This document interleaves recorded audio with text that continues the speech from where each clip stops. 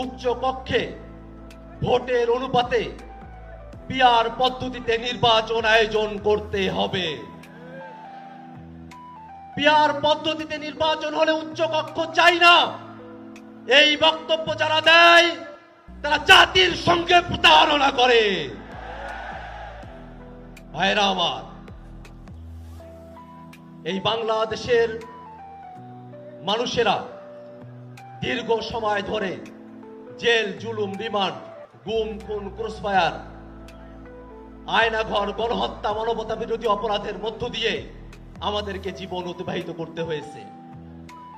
এই বাংলাদেশের মুসলমানরা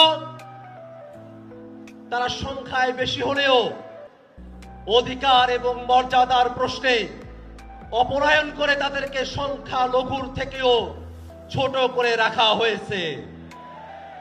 ইসলাম পালনের ন্যূনতম অধিকার বাংলার মানুষকে তারা দিতে চায় নাই। আমরা স্পষ্ট করে বলি, এই বাংলাদেশে ধর্ম পালনের কারণে কোন মানুষের প্রতি আর কোন জুলুম আমরা হতে দেব না। এদেশের মুসলমান, হিন্দু, বৌদ্ধ, খ্রিস্টান সকল ধর্মের মানুষ সকলে শান্তিতে বসবাস করবে। জুলাই অভ্যুত্থানে এটাই আমাদের প্রত্যাশা।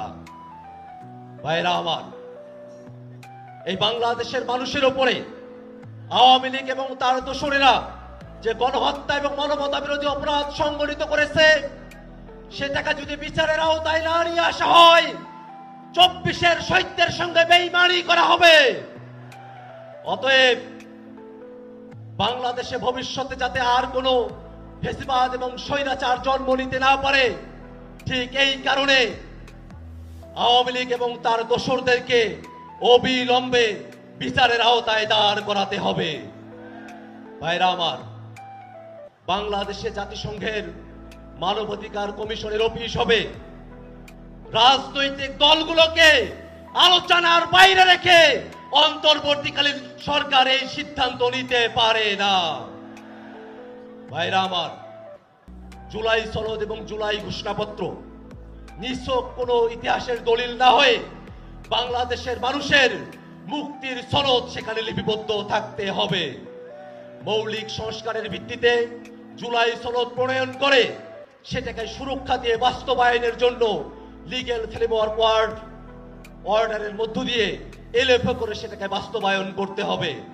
ভাইরা আমার, বাংলাদেশের মানুষেরা নতুন একদিনের প্রত্যাশা করে, যে নতুন দিনে বাংলাদেশের ফ্যাসিবাদ বিরোধী সকল পক্ষ ফ্যাসিবাদের বিরুদ্ধে বাংলাদেশের স্বাধীনতা, সার্বভৌমত্বকে